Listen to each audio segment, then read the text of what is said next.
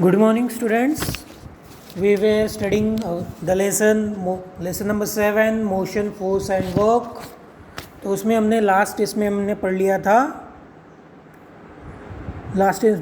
लिया था Newton's first law of motion. तो उसको फिर से रिवाइज करते हैं. What is Newton first law of motion? If no force is acting on a body, its velocity does not change. That is, the body does not accelerate. In other words, if the body is stationary, it will remain stationary. So then, if it is in motion, it will continue moving with same velocity and in the same direction. ध्यान दीजिए क्या बोला गया है बराबर. देखिए, if the no force is acting on a body, its velocity does not change, the body does not accelerate. In other words, if a body is stationary, it will remain stationary. मतलब कोई भी एक object है वो अगर stable है that stationery है, मतलब स्टेबल एक जगह रखा है. जैसे हमने हमारे घर में टेबल के ऊपर एक बुक रखी है, ठीक है, तो वो बुक एज इट इज जैसे कि वैसी ही रहेगी उस टेबल के ऊपर जब तक उसको हम खुद फोर्स लगा के उसको डिस्प्लेस नहीं करते हैं.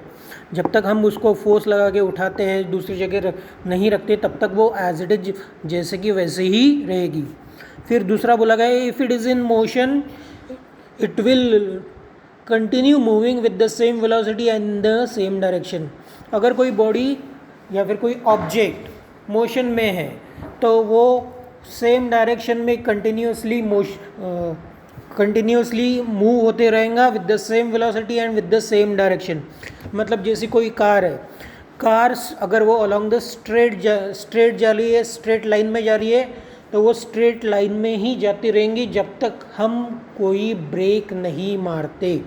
अदरवाइज वो कार उसी डायरेक्शन में स्ट्रेट जाती रहेंगी. जैसे हमने ब्रेक लगाया मतलब फ्रिक्शन फोर्स अप्लाई हो गया, तो फोर्स लगाने की वजह से कार की वेलोसिटी कम हो जाएंगी और फिर उसके बाद कुछ देर के बाद कार स्टॉप हो जाएंगी. ऐसा भी हो सकता है.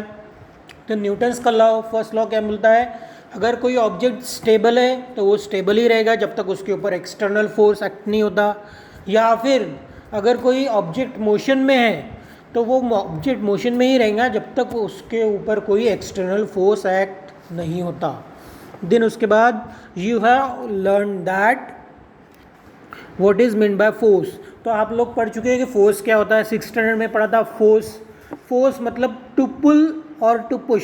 फोर्स का मतलब क्या होता है? टू पुल और टू पुश.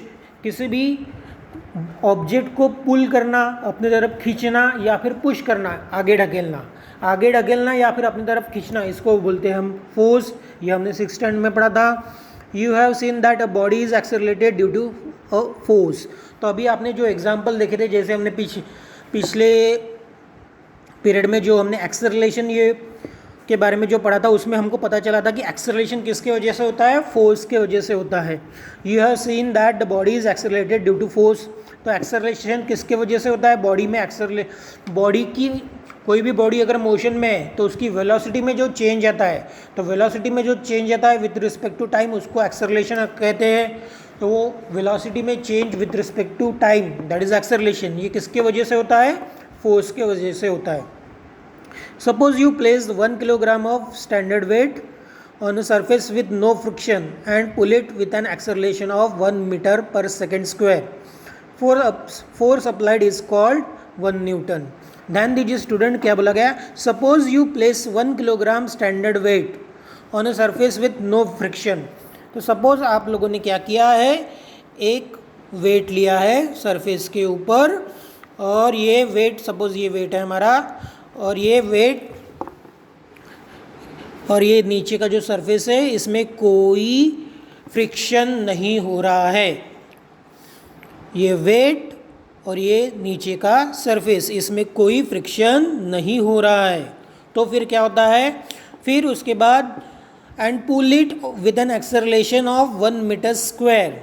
तो ध्यान दीजिए, ये जो वेट है हमारा, ये जो वेट है इसका मास कितना है? 1 kg है. मास कितना है? 1 kg मास है. देन उसको हम पुल कर रहे हैं, मतलब खींच रहे हैं, ठीक है, खींच रहे उसको. विद द एक्सेलरेशन, एक्सेलरेशन कितना लगा रहे हैं 1 मीटर पर सेकेंड स्क्वायर। तो टोटल फोर्स कितना होगा, तो फोर्स कितना होगा, तो फोर्स होगा 1 न्यूटन। फोर्स कितना होगा 1 न्यूटन। तो ये कहाँ 1 न्यूटन कहाँ से हुआ, तो 1 को मल्टीप्लाई किया गया है 1 से। तो 1 को 1 से मल्टीप्लाई क्यों किया गया है, because force is equal to होता है mass into acceleration. Force is equal to क्या होता है, मास इनटू एक्सेलरेशन। तो मास कितना है, देखिए यहाँ पे हमको मास दिया है 1 किलोग्राम, कितना दिया गया है 1 किलोग्राम, इनटू एक्सेलरेशन कितना है 1 मीटर पर सेकेंड स्क्वायर। ध्यान दीजिए क्या बता रहा हूँ, अच्छे से सुनिए बराबर। फोर्स का फॉर्मूला होता है force is equal to mass into acceleration. तो मास किसका, ऑब्जेक्ट का। तो यहाँ पे ऑब्जेक्ट दैट इज बॉडी का जो मास है कितना है 1 किलोग्राम। तो 1 इंटू 1 कितना होता है, 1 इंटू 1 होता है। तो ये आएगा 1 न्यूटन। तो ये न्यूटन क्या है, तो ये न्यूटन फोर्स का यूनिट है। न्यूटन किसका यूनिट है, फोर्स का यूनिट है। तो फोर्स का फॉर्मूला देखिए क्या है, force is equal to mass into acceleration. Mass किसका, ऑब्जेक्ट का, इनटू एक्सेलरेशन मतलब कितना एक्सेलरेशन लगा के हम ऑब्जेक्ट को पुल कर रहे हैं या फिर पुश कर रहे हैं, पुल करना या फिर पुश करना, ये आएगा फोर्स में। तो फिर mass into acceleration is equal to force होता है। तो 1 इंटू 1 वो होगा 1 न्यूटन। अब यहाँ पे न्यूटन ही क्यों बोला गया है, बिकॉज फोर्स के बारे में किसने पता लगाया था, न्यूटन ने पता लगाया था, इसलिए फोर्स का यूनिट न्यूटन है हमारा। जैसे यहाँ पे देखिए Newton's first law of motion. तो Newton's first law of motion मतलब क्या, तो जैसे एक बहुत बड़ा साइंटिस्ट था इसैक न्यूटन, उसने लॉज ऑफ मोशन बनाए, उसमें से पहला, उसमें 3 लॉज ऑफ मोशन है। तो 3 लॉज ऑफ मोशन में से आपको पहला लॉज ऑफ मोशन यहाँ पे ही है। तो पहला लॉज ऑफ मोशन आप पढ़ रहे हैं, ये पढ़ लिया आपने। अब फोर्स का मैंने फॉर्मूला आपको एक्स्ट्रा पढ़ा दिया, फोर्स इज इक्वल टू होता है मास into acceleration, that is 1 into 1, तो 1 न्यूटन। तो न्यूटन क्यों, बिकॉज फोर्स के बारे में किसने पता लगाया था, न्यूटन ने लगाया था, इसलिए फोर्स का यूनिट है न्यूटन। फोर्स का यूनिट क्या है, न्यूटन है।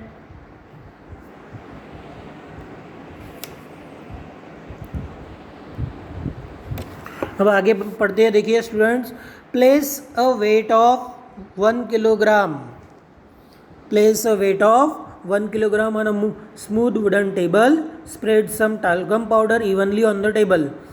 Now pull the 1 kg weight with an acceleration of 1 meter square and again pull it with an acceleration of 2 meter square. तो देखिए अब क्या बोला गया है, ध्यान दीजिए स्टूडेंट्स, ये जो एग्जाम्पल दिया गया है। अब देखिए वेट कितना है, हमारा वेट है यहाँ पे, ध्यान दीजिए वेट है 1 किलोग्राम। वेट कितना है 1 किलोग्राम है, दैट इज़ मास है 1 किलोग्राम, ठीक है। फिर अगर हमने एक्सेलरेशन 1 मीटर स्क्वायर लगाया तो जैसी फोर्स कितना होगा, फोर्स होगा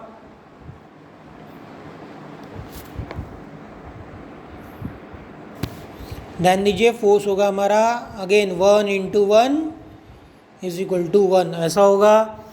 लेकिन अगर हमने आगे ध्यान दीजिए, अगर हमने एक्सेलरेशन बढ़ा दिया और उसको कर दिया हमने 2 मीटर पर सेकेंड स्क्वायर, एक्सेलरेशन को कितना कर दिया 2 मीटर पर सेकेंड स्क्वायर, तो force is equal to body का वेट है 1 इंटू एक्सेलरेशन है 2, तो ये 1 इंटू 2 हो जाएगा 2 न्यूटन। तो फोर्स कितना हो जाएगा 2 न्यूटन। इस तरह से फोर्स को हम कैलकुलेट कर सकते हैं। दिन आगे है, देखिए क्या लिखाया गया है, force is measured by the acceleration that is produces. ये इंपॉर्टेंट लाइन है स्टूडेंट्स, ध्यान दीजिए, force is measured by the acceleration that is produces. तो फोर्स किसके वजह से आता है, किसके वजह से हमको कैसे पता चलता है कि force is measured by the acceleration it produces. तो फोर्स के वजह से कोई भी वेट, बॉडी के अंदर कोई भी ऑब्जेक्ट के अंदर कितना एक्सेलरेशन प्रोड्यूस हुआ है, फोर्स के वजह से कि किसी भी बॉडी के अंदर कितना एक्सेलरेशन प्रोड्यूस हुआ है, उसके वजह से हमको फोर्स के बारे में पता चलता है। तो कोई भी बॉडी कितनी एक्सेलरेट हुई है, कोई भी बॉडी या फिर कोई भी ऑब्जेक्ट कितना एक्सेलरेट हुआ है, उससे हमको फोर्स पता चलता है। देन आगे बढ़ते हैं students.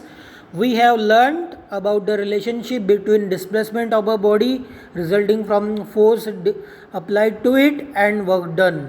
We have also learn about the relation between work and energy. तो एनर्जी क्या होता है ये आपने लास्ट ईयर सिक्स स्टैंडर्ड में भी पढ़ा था। The ability to do work, the ability to do work is called energy. तो कोई भी वर्क करने के लिए जो एबिलिटी चाहिए, कोई भी वर्क करने के लिए जो एबिलिटी चाहिए उसको हम कहते हैं एनर्जी। उसको क्या कहते हैं? एनर्जी। जो भी काम करने के लिए हमको जो एबिलिटी चाहिए उसको हम कहेंगे एनर्जी चाहिए, उसको हम कहेंगे एनर्जी। ये इंपॉर्टेंट डेफिनेशन है स्टूडेंट्स, आप इसको लर्न करना है आपको। What is energy? The ability to do work is called energy. The ability to do work is called energy. Then अब आगे पढ़ना है हमको force, displacement and work. Force, displacement and work. तो फोर्स, डिस्प्लेसमेंट और वर्क। तो हम suppose हमारे पास एक ऑब्जेक्ट है, ऑब्जेक्ट को हमने फोर्स लगाया, ऑब्जेक्ट को क्या लगाया? फोर्स लगाया। तो फोर्स लगाया मतलब क्या किया? एक तो पुश किया या फिर पुल किया, एक तो पुश किया या फिर पुल किया, दोनों में से एक होगा। तो पुश या फिर पुल करने के वजह से ये ऑब्जेक्ट क्या होगा? डिस्प्लेस होगा। तो डिस्प्लेस होने के बाद हमको पता चलेगा कि हमने कितना वर्क किया है। तो ये फोर्स, डिस्प्लेसमेंट और वर्क, इसमें का हमको रिलेशन पढ़ना है। In the figure alongside a string is attached to a wooden block on a table and is passed over a pulley and tied to a weight. तो ये देखिए यहाँ पे ध्यान दीजिए क्या बोला? In a figure alongside a string is attach to a wooden block on a table. तो ध्यान दीजिए स्टूडेंट्स, यहाँ पे एक टेबल है, उसके ऊपर एक वुडन ब्लॉक है।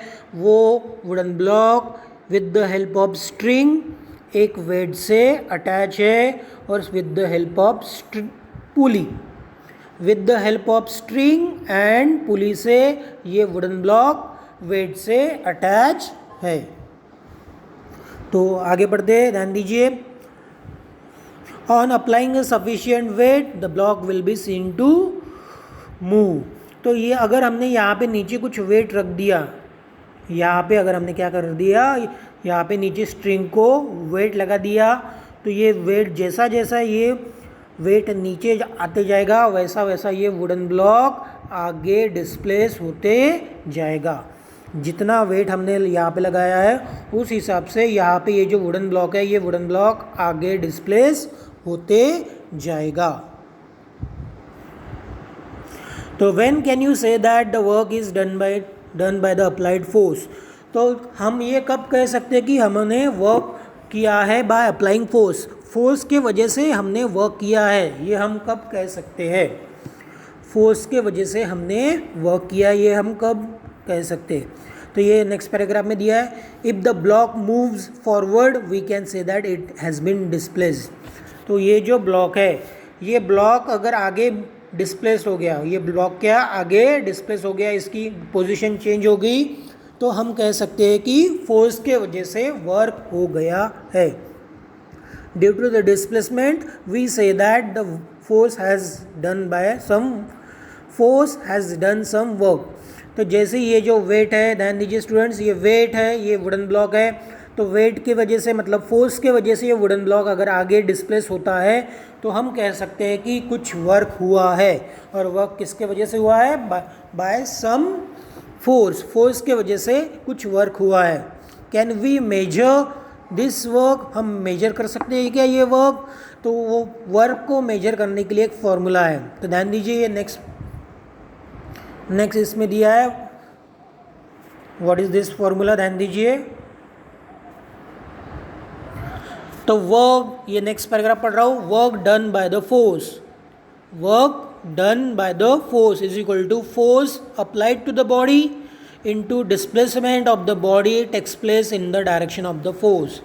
दिस इज वेरी इंपॉर्टेंट, ध्यान दीजिए बराबर। तो work done by the force, तो वर्क डन हो रहा है, वर्क डन किसके वजह से हो रहा है? Because of applying force. हम फोर्स किसी भी ऑब्जेक्ट के ऊपर फोर्स अप्लाई करेंगे, ऑब्जेक्ट डिस्प्लेस हो गया, मतलब हमने वर्क कर लिया, ऐसा इसका मतलब होता है। इसलिए यहाँ पे लिखा है work done by the force.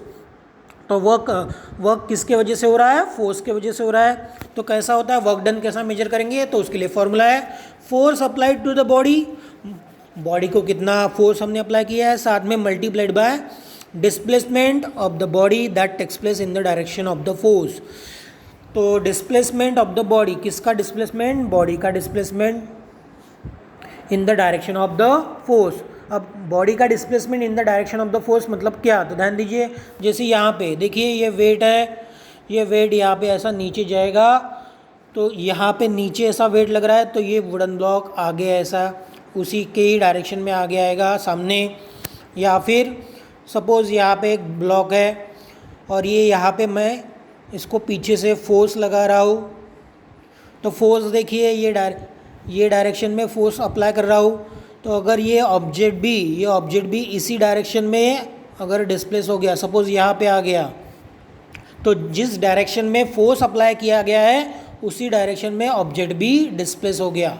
जिस डायरेक्शन में फोर्स अप्लाई किया है उसी डायरेक्शन में ऑब्जेक्ट भी डिस्प्लेस हो गया है, तो हम कह सकते हैं the work is done by the force. तो फोर्स फाइंड आउट करने का फॉर्मूला क्या है? वर्क फाइंड आउट करने का फॉर्मूला क्या है?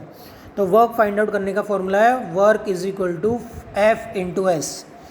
वर्क इज इक्वल टू क्या होता है? F into S. तो डब्ल्यू मतलब वर्क डन, डब्ल्यू मतलब क्या होता है? वर्क डन, एफ मतलब फोर्स और एस मतलब डिस्प्लेसमेंट। कोई भी बॉडी के अंदर, ऑब्जेक्ट के अंदर कितना डिस्प्लेसमेंट हुआ है, दैट इज एस। तो वर्क फाइंड आउट करने का फॉर्मूला होता है F into S. Work find out करने का फॉर्मूला क्या है? F into S. तो that is W is equal to work done is equal to F into S. F मतलब फोर्स कितना अप्लाई हो रहा है और एस मतलब फोर्स लगाने के बाद कितना डिस्प्लेसमेंट हुआ है, बॉडी की पोजीशन में कितना चेंज हुआ है। In the SI unit, SI मतलब सिस्टम इंटरनेशनल, ये लास्ट लेसन में हमने पढ़ा था। The unit of work is joule. तो ध्यान दीजिए एसआई यूनिट में वर्क का यूनिट क्या है? वर्क का यूनिट है joule. The unit of work in SI system international क्या है? Joule. The JOULE joule. The unit of work is joule. Then while the unit of force is newton, force का unit newton होता है, and unit of displacement is metre. तो ध्यान दीजिए, आगे ध्यान दीजिए, in CGS system the unit of work is erg. ये दोनों अलग अलग पार्ट है, ध्यान दीजिए। अगर हम SI सिस्टम कंसिडर करते हैं, सिस्टम इंटरनेशनल कंसिडर करते हैं, तो वर्क का यूनिट है जूल। वर्क का यूनिट क्या है? जूल है। अगर हम CGS सिस्टम कंसिडर करते हैं, कौन सी सिस्टम? CGS मतलब सेंटीमीटर ग्राम सेकेंड, CGS मतलब सेंटीमीटर ग्राम सेकेंड, तो उसमें वर्क का यूनिट आता है अर्ग। वर्क का यूनिट है अर्ग। तो वर्क के दो यूनिट है, एक है जूल है और दूसरा है अर्ग है। तो there are two units of work, one is joule, other is erg, EARG erg. तो जूल कब आएगा? सिस्टम इंटरनेशनल ऐसा यूनिट में जूल आएगा, ये यूनिट ऐसा यूनिट। वर्क का यूनिट क्या आएगा? जूल, ऐसा यूनिट में आएगा। अगर हमको CGS में लेना है तो CGS में कौन सा आएगा? अर्ग आएगा। Now that is the end of this lesson students. Tomorrow we start the next lesson. Thank you.